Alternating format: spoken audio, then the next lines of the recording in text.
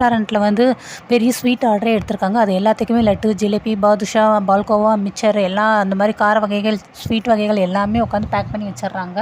ஆனால் வந்து எல்லாருமே உட்காந்து ரெஸ்ட் எடுத்து முடிச்சிடறாங்க பேக் பண்ணிவிட்டு. அப்போ வந்து பாக்கியம் வந்து அப்படியே மனசுக்குள்ளே ஓட்டிக்கிட்டே இருக்காங்க. எலியோட ஃபங்க்ஷனு, எலியில் அப்படி பேசிக்கிட்டது. அம்மா தயவு செஞ்சு எனக்கு நல்லது நடக்கணும்னு நினச்சா நீ இந்த இடத்த விட்டு நீ போம்மா, நீ இந்த ஃபங்க்ஷனில் எதுவும் கலந்துக்கிடக்கூடாது, இந்த பூஜையில் நீ இருக்காது அப்படின்னு சொல்லி இதெல்லாம் பேசுனது எல்லாத்தையுமே பாக்கியம் ரீகால் பண்ணிகிட்டே இருக்காங்க. அவங்களுக்கு அப்படியே மனசு ரொம்ப கஷ்டமாக இருக்குது. அதுக்கடுத்து அதை சரி ஏதோ ஒரு ரீசனுக்காக நம்ம பையன் சொல்லியிருக்கான் அப்படின்னு சொல்லிட்டு விட்டுறாங்க. அடுத்து காலையில் விடிஞ்சிருது. அப்போ வரைக்கும் அவங்களுக்கு வந்து கார் வந்து அந்த பேக்கிங் பண்ண அந்த ஆர்டர் தூக்கிட்டு போகிறதுக்கு எதுக்குமே கார் எதுவுமே வரல. அப்போ வந்து செல்வி வந்து கேட்குறாங்க, என்னக்கா மணி 7 மணி மேலே ஆச்சு, இன்னும் வந்து கார் வரலக்கா அப்படிங்கிறாங்க. நான் இப்போ தான் பேசினேன், கார் அனுப்பிட்டாங்களாம், இப்போ வந்துக்கிட்டு இருக்கான், வந்துடும் அப்படிங்கிறாங்க. அப்படியா, சரிக்கா. அக்கா நான் உங்ககிட்ட ஒன்று கேட்கணுக்கா அப்படிங்கிறாங்க. என்ன அப்படிங்கிறாங்க. எழில் தம்பி ஃபங்க்ஷன் எப்படி நடந்துச்சுன்னு என்ன நீ எதுவுமே சொல்லவே மாட்டேங்கிறீ, என்னாச்சு அது அப்படிங்கிறாங்க.